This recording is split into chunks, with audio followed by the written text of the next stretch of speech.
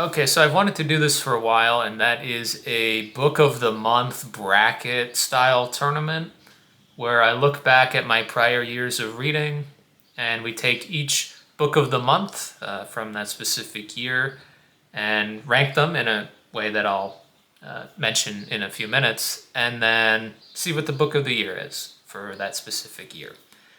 So, I'm going to start out with 2022, which is the year that I consider I returned to reading in a large way, having had a smartphone and such for a while and not reading.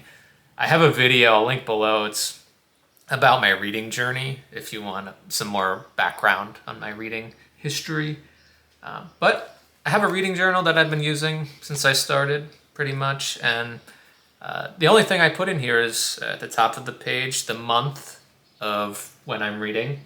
And then below, just anytime I finish a book, I'll put in the title of the video and the title of the book and the author. And that's it. It's just a log. And at the end of each month, I'll look at the list and I'll pick out my favorite, and that'll be book of the month. And it doesn't really mean anything. It doesn't matter. But that specific title gets its little award for the month. So today, this is the first of a series where I'm going to start in 2022 and hopefully make my way to 2025, which is the most recent year at this point, and going to single elimination bracket style choose a book of the year. And for 2022, this is going to be the weakest video, I think. I didn't read that much in the beginning of the year, and then I was reading a lot of mostly fantasy and science fiction and some philosophy, where there are a lot of good books in here, but I feel like a lot of them wouldn't be highly rated now in terms of my tastes. So there's just a little caveat, but we have, as you can see here, I haven't actually explained the bracket. We have 12 slots, one for each of the 12 months, and these books are ranked in order of number of Goodreads reviews. Now, I have chosen this as a semi-arbitrary value of popularity. I didn't want to rank them in terms of how I thought they would be ranked, because that would kind of defeat the point. Then one would always beat 12. So this is like general popularity Goodreads ratings. So in first we have Hitchhiker's Guide to the Galaxy by Douglas Adams. It's over 2 million ratings. Second is Dune, Frank Herbert. That is 1.67 million ratings. Third, Slaughterhouse-Five, Kurt Vonnegut, 1.5 million. Fourth, Albert Camus' The Stranger, 1.46 million. That has really risen in the last couple years. I think because it's so short and Camus had a burst in popularity. That's impressive to see. Fifth, Atomic Habits at 1.37 million. That was surprising to me. Sixth, House in the Cerulean Sea by T.J. Klune. That is 1.04 million, just crossed that threshold.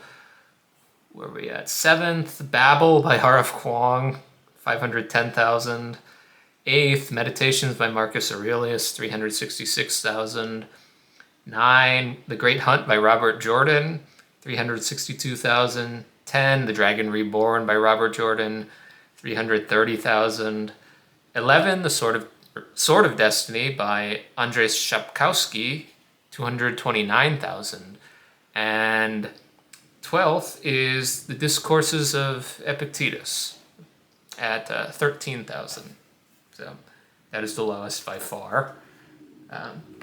But other than that, a lot of popular books, and some that I kind of feel embarrassed now that are in my books of the month. But there's no redraft here. There's no repicking. I penciled in that dot, or I penned in that dot at the time that I had read or had finished the month. So they're locked in. But yeah, once we go through this bracket, I'm going to talk in the first round or the second round. I'm going to talk about the books themselves more, give some introductions if you're not familiar. And also I'll tell you like which month that I read them and any like surprises that they beat out that I think might have like in a later review might have not been book of the month. So just gonna get started now. Hopefully this works out. But I'll just go top to bottom in the first round, and then second round, top to bottom. Top 4 seeds have buys because it's a 12-team bracket. And I'm not doing double elimination because, yeah, that would add in some more fun matchups maybe, but I think it would be silly and take too long. So we're just going to get into it with the first matchup, the number 8 seed Meditations by Marcus Aurelius versus the number 9 seed The Great Hunt by Robert Jordan. I read The Great Hunt in February 2022. I think that was the only book I read in February, so it just took the cake. It's the second book in the Wheel of Time fantasy series, and I've read 7 books in that series, the first 6 in the prequel. And at first I had a great time with it, but it kind of wore on me, and I couldn't finish the 7th book. But The Great Hunt, I think, really stepped it up from book 1, The Eye of the World. The characters went off on... I know it's... People always say, like, book 1 is like a Tolkien clone, and then book 2 kind of, like, sets it in motion, like the actual story. And I agree with that sentiment. I think it was a lot more fun. Although, Eye of the World, the first book, is cozy, because I like beginnings and... the classic farm boy hero trope kind of thing. So that's Great Hunt. Then Meditations of Marcus Aurelius. Marcus Aurelius was Roman emperor from, I believe, 161 AD to 180 AD. A famous practitioner, writer of Stoicism, which is a Greek philosophy all about controlling that which you can control and adhering to virtue pretty much at all costs as like the definition of life and a good life. And the Meditations are the journals basically of Marcus Aurelius as he's campaigning and killing Germanic tribes in Germany, Gaul area, north of like the Roman frontier in Europe. And he's just kind of reminding himself how everything's transient and there's not much you can hold on to, so you might as well just hold on to what you can change, which is your own character. And I read Meditations in September 2022. Nope, August. And it didn't really beat out anything spectacular. It beat out Fahrenheit 451. Actually, which I think it's good, but I like a lot of Bradbury's other books better.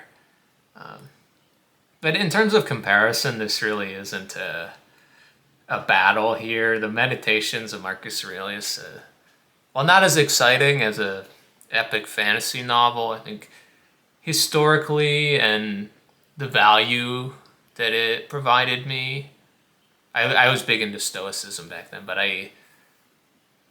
it was really, I thought it was an admirable work and an honest look at a man who had a lot of power. And I'm not sure if I would give it like a 5-star rating now. Not that that means anything, but definitely more impactful to me than The Great Hunt. So we're gonna go Meditations. Okay. Next up, what a matchup. Atomic Habits by James Clear and Discourses of Epictetus by Epictetus. I read Atomic Habits in January of 2022, and it actually helped me like get into the habit of reading. So I'm really grateful to it for that. I've since read a decent number of psychology, pop psychology books, and I no longer think they're helpful, but I'm grateful to a lot of them for a couple nuggets of information that have stuck with me. In general, I think the field is, I'm not going to bash self help, but I think the psychology books in general are way too overlong.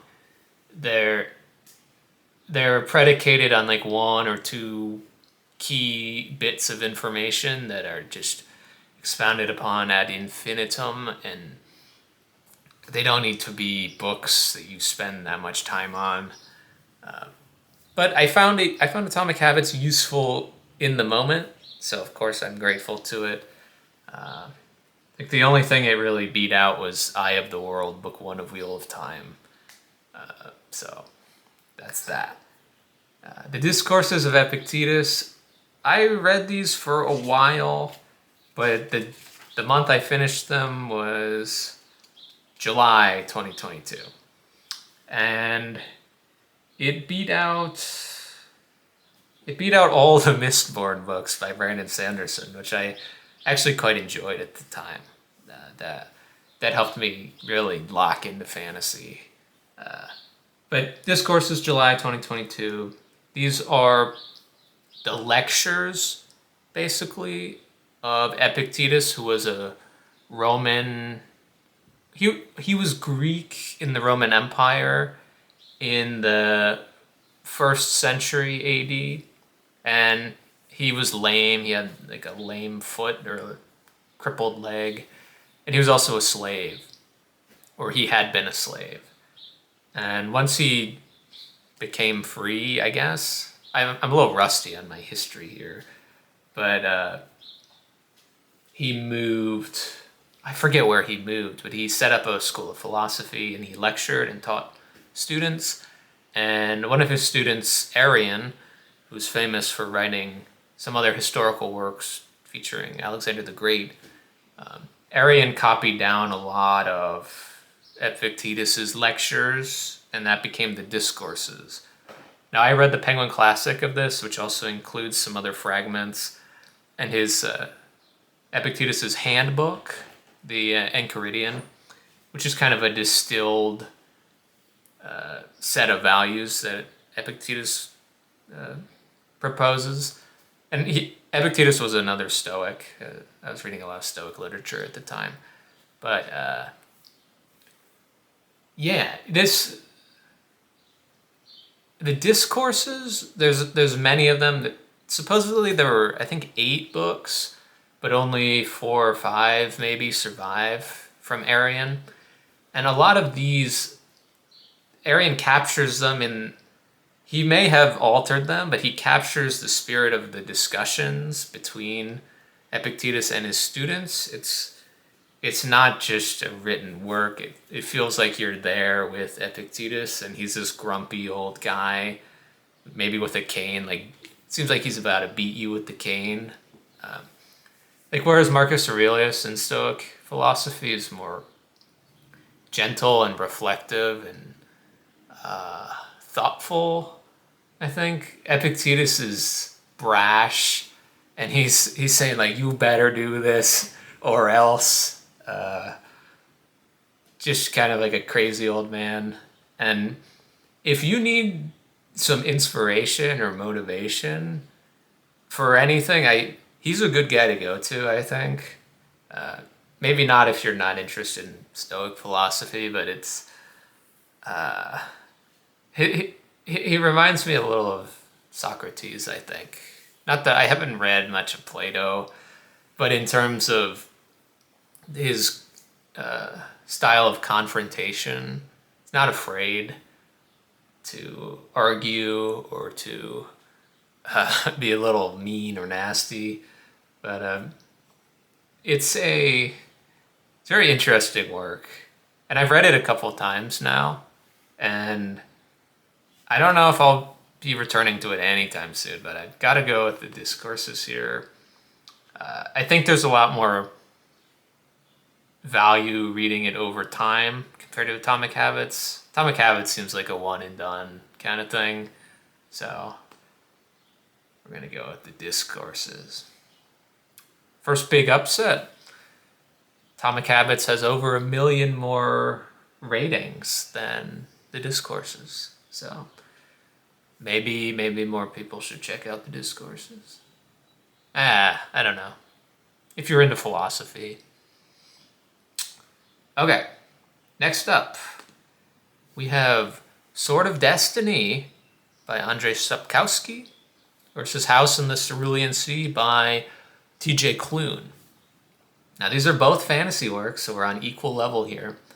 Sword of Destiny is I believe it was written first, but it's the second story collection in the Witcher saga. The Geralt of Rivia, if you played the Witcher video games, or you've seen the show, these are the books that those pieces of media are based on. And House in the Cerulean Sea is a 2020 fantasy novel about this guy. I think his name's Linus Baker. And he's a really frustrated civil servant in this, like, I can't remember if the London of his time was fantastical or it was kind of like industrial corporate style, but he is sent to oversee kind of this orphanage for troubled kids on this house on an island in the Cerulean Sea. And the story is basically about found family and how these kids aren't just dangerous, weaponized orphans. They're just kids, even though they're different. And there's a lot of really sweet relationships. And I thought it was such a charming book when I read it. That was June 2022. Beat out Salem's Lot and some other things. But that one really surprised me. I think I got it from the library or something. And a real big hit for me. Sword of Destiny, the first two Witcher books, The Last Wish and The Sword of Destiny, are short story collections. And those are my two favorite out of the three I've read. I think there was some sort of translation mishap between those two books and then Blood of Elves, the third book, which starts the Witcher novels. There's 5 Witcher novels. Blood of Elves starts that series. And the translation of Blood of Elves that I read just felt so flat and lifeless that I really couldn't get into it. There was none of the magic of the writing that was in the short story collections. And Sword of Destiny I read in May 2022. The only real competition I think it had at the time was The Wastelands by Stephen King, part of the Dark Tower series. But Sword of Destiny continues, well, it was written first, but it continues the story of Geralt of Rivia and his monster hunting activities.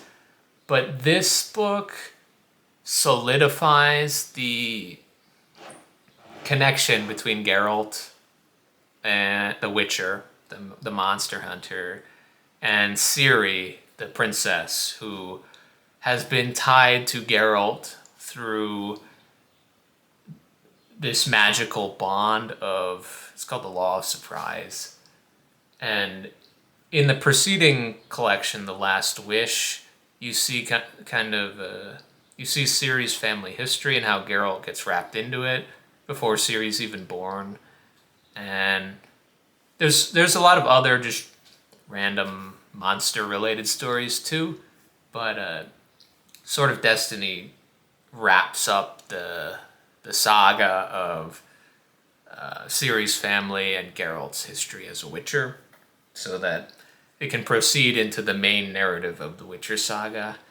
And these stories are just so much fun that I really want to go back to them, but I'm so wary about the main novels that I don't think it's worth it, since there's, in total, the saga is 8 books, I think. So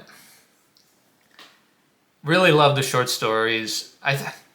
House in the Cerulean Sea, though, is a novel that I think back to and I just kind of smile or chuckle about, just because of the how it made me feel.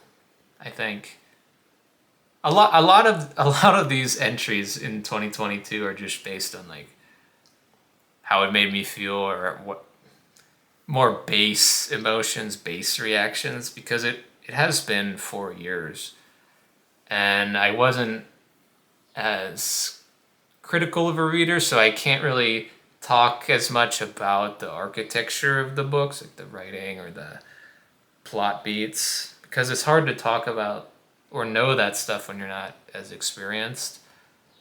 Your tastes haven't been formed as much, and yeah, if you don't have experience, you can't really comment on things with as much weight or validity.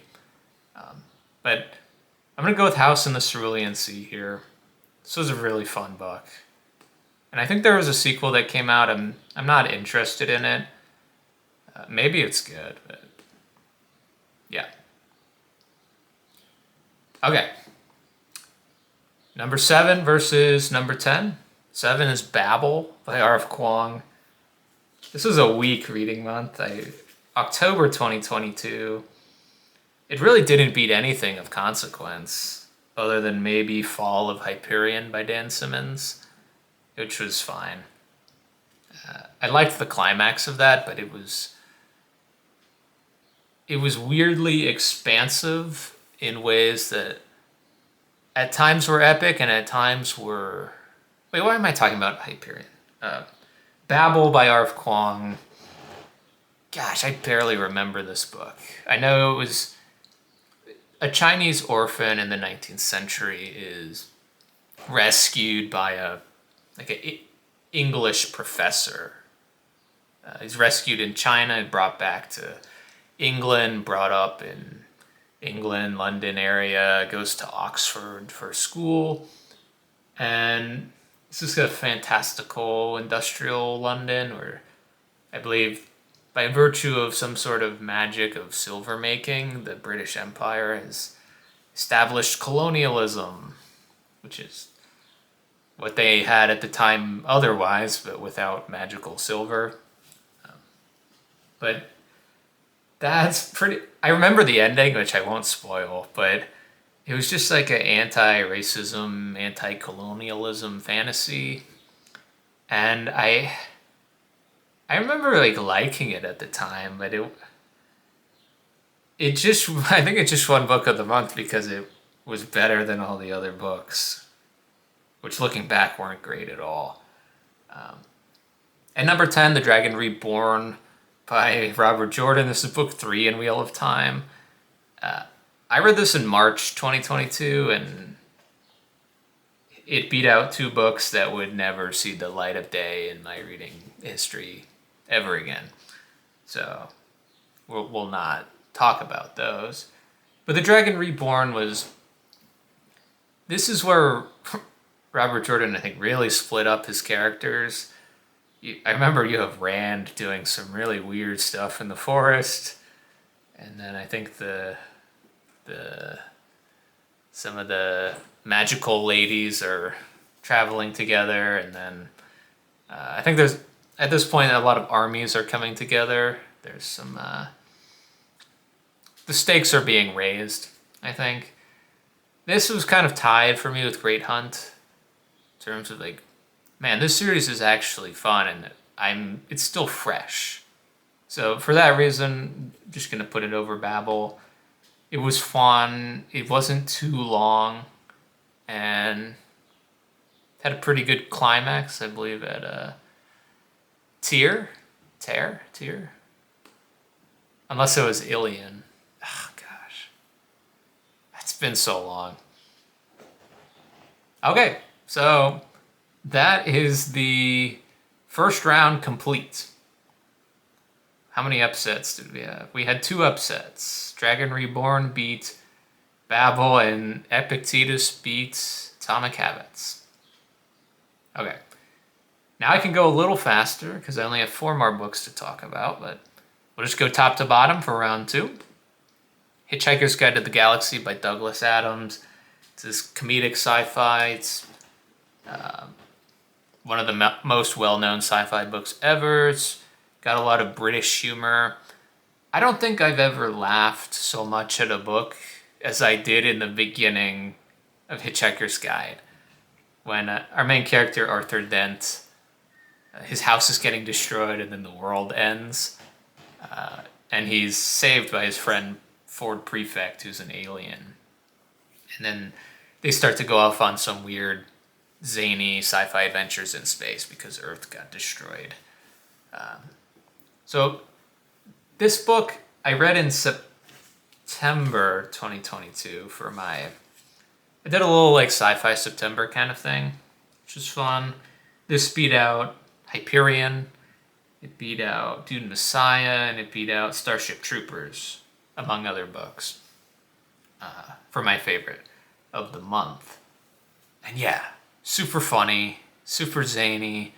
I don't actually remember a lot of the plot beats. I remember a lot of the comedic parts or the memes of the depressed robot in 42 and the beginning with the house getting destroyed. But this is something that I definitely want to reread at some point and maybe go on to the further novels. If we compare this to Meditations, I think at the time Meditations had a lot more of an effect on me. But now, I'm just going to go now here. I think back with a lot of joy on Hitchhiker's Guide to the Galaxy. And I'm in for a chuckle anytime I recollect the beginning scene. So I'm going to go with Hitchhiker's Guide just for pure joy. Pure joy. All right, next up. We got an upset watch here. Epictetus vs. The Stranger by Albert Camus. This is Camus' hit 1942 novel about a man whose society does not understand. He doesn't react to things in the way that people think he should, and that because of this they try to rationalize his behavior in a way that makes sense for their worldview. And the crucial plot point there's two crucial plot points of this book. The first is in the first sentence, Maman died today. When the main character Meursault, his mother, dies. So there's a whole lot of things with that. And then at the midpoint of the book, Meursault, in a weird fit of just being uncomfortable, he kills this Arab. Meursault is a French Algerian guy. And so it's a lot of the book is people trying to understand or trying to rationalize why he's acted the way that he has. And I read this book in November 2022. And this was one of the first books that opened my horizons, I think, to literature. Now, it did beat out Frankenstein, which I also thought was amazing. Those were like my 1A and 1B for like getting back into the classics. And well, I know 20th century, is it a classic or not? I think The Stranger has been out long enough that we can call it a classic. But who's to say?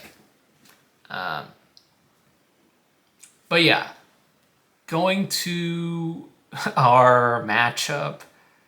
Well, I really have liked Epictetus in the past. I think gotta go with The Stranger here. This is one of the most impactful novels I've ever read at the time.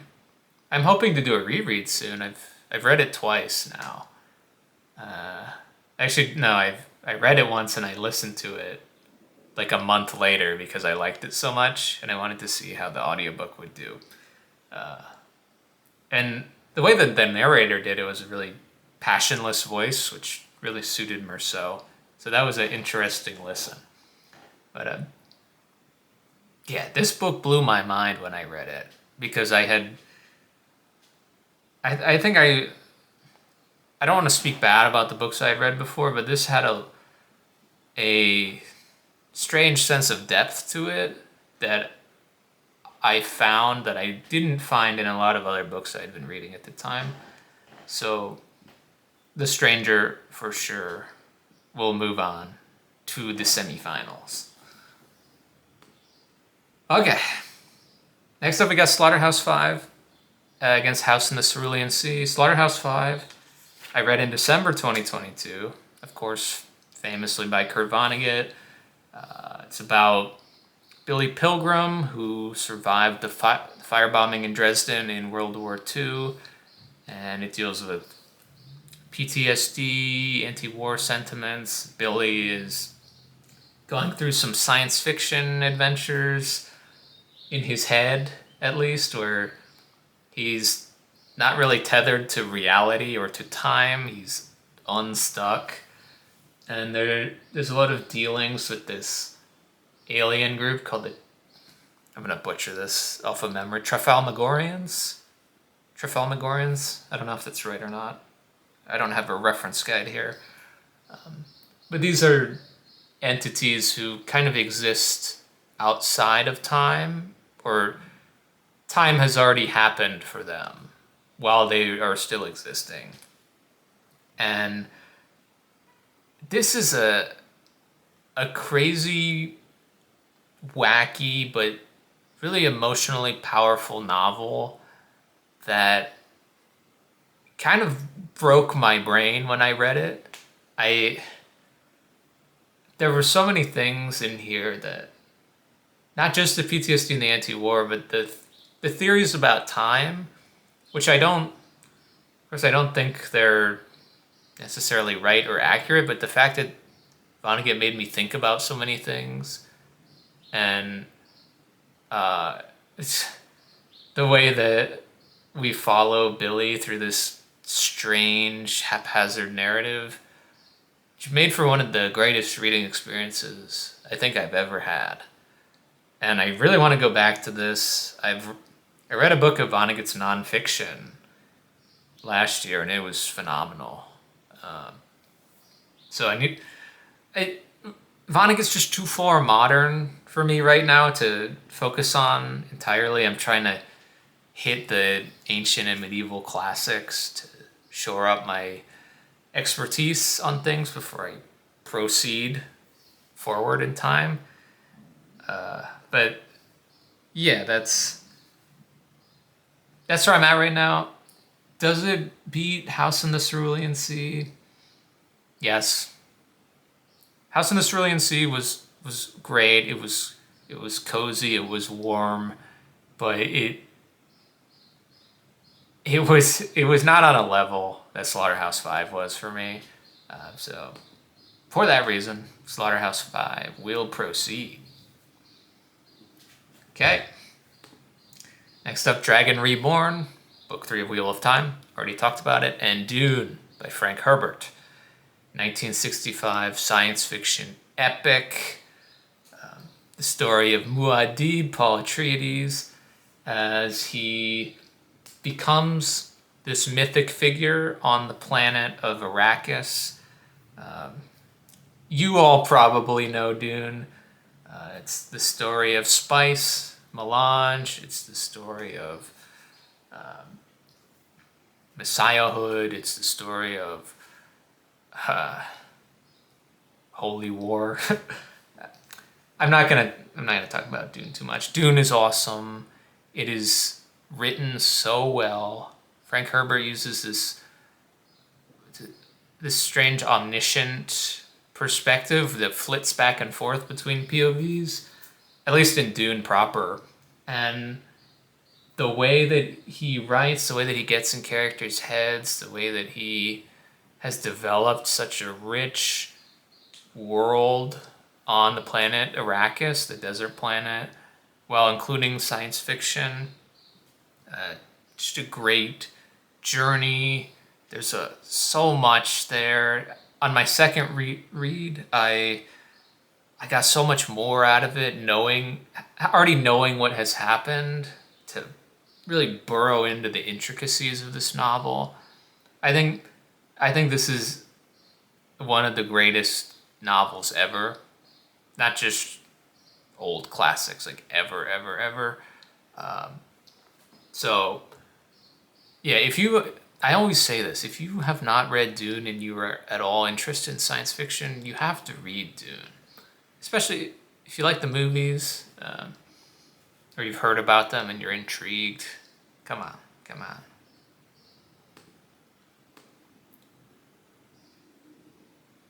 Okay, this is interesting.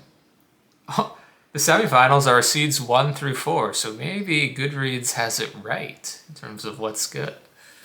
Maybe that's why it's called Goodreads. Sorry, that was stupid. But yeah, I didn't actually do a test bracket to see what I would pick. I don't ever believe YouTubers when they say like, "Oh, I didn't do this yet," or "This is all candid," but that's what I said, so you can believe me or not. But all right, next up, this is going to be quick because I already talked about both of these books. But Hitchhiker's Guide versus Stranger. How can we compare them? One's comedy sci-fi, one's philosophical existential literary fiction. I I think in terms of depth, The Stranger takes the cake by a large margin. In terms of excitement, Hitchhiker's Guide, of course. It's funny, it's quick. The Stranger, it's Hemingway-esque in its prose, in that it's very muted, but that suits the tone of suits the tone of the book very well. And just in terms of an all-time great, The Stranger has to take this. Hitchhiker's Guide, there's nothing wrong with it in my opinion, but it just, at a certain point you can't go any further here. And this is tough. Slaughterhouse-Five versus Dune. Two absolute classics of the 1960s. Two of the best books of the 1960s for sure. But one, a grand space adventure. Two, it's hard to describe Slaughterhouse-Five, but even though I think at the time, immediately after reading it, Slaughterhouse-Five was ahead. I think it was. I was more blown away by the reading experience itself, but having settled and having thought about it, I know I haven't reread Slaughterhouse-Five, so I feel kind of bad saying this, but I think for me, Dune has more longevity in terms of the beautiful writing and just a fantastic story. I think it barely edges out Slaughterhouse-Five, so just gonna send it. Okay, and now we're at the finals. The Stranger versus Dune, and I've read both of these twice. I've loved both of these twice, but I really think Dune is the answer here. I I have more things to say about the other Dune books that are not as good as Dune. I've only read the first three, but they're great in their own right, and I love Frank Herbert's writing. I think Albert Camus, definitely more varied in terms of his success. Got The Fall, The Plague, he's got Myth of Sisyphus, The Rebel. Those are works of philosophy. He's got plays, Caligula and other plays. Wrote political works. I think as a writer, and no, as a writer, I would take Frank Herbert. As an author, I would take Camus. I don't know if that makes sense, right? And in prose wise, of course, I would take Frank Herbert. Camus, I don't think is known especially for grand prose or deep prose, but he does the ideas. He executes his ideas, I think, in a perfect way when he's at his best. But Dune, I think, is a whole genre at its best. I think it's layered and it's measured with such a tight composure that it can't. I don't know if it can be beat ever, in my opinion. But I think as of course, as my tastes grow and develop, maybe Dune will be eclipsed at some point. But for now, this will be my champion. The 2022 book of the year for me, that would be Dune by Frank Herbert. And I read Dune in April 2022, which was one of my best reading months ever, actually. It beat out, at the time it was one of my best ones, but it beat out The Golden Compass by Philip Pullman, which I love. It's one of my favorite books ever. And it beat out The Drawing of the Three by Stephen King, book 2 of The Dark Tower, which I don't know if I would like it as much now, but at that time, man, that book was incredible to me. The way that King jumped off from the gunslinger into this whole new avenue of fantasy. I was blown away just by like the novelty of it, having read a lot of they're just more plain fantasies. But yeah, Dune is the winner of the 2022 Book of the Month bracket. Now I hope to do 2023, 2024, and 2025 in the next installments of this series. And those will have a lot more heavy hitters, I think. And some weird books. They're not all just boring classics or anything like that. There's going to be a lot more weird books, I think. But yeah, thanks for sticking around. And let me know if you like this style of video or this format. I'm most likely going to continue, but if people don't like it, maybe I won't. We'll see. So, talk to you later.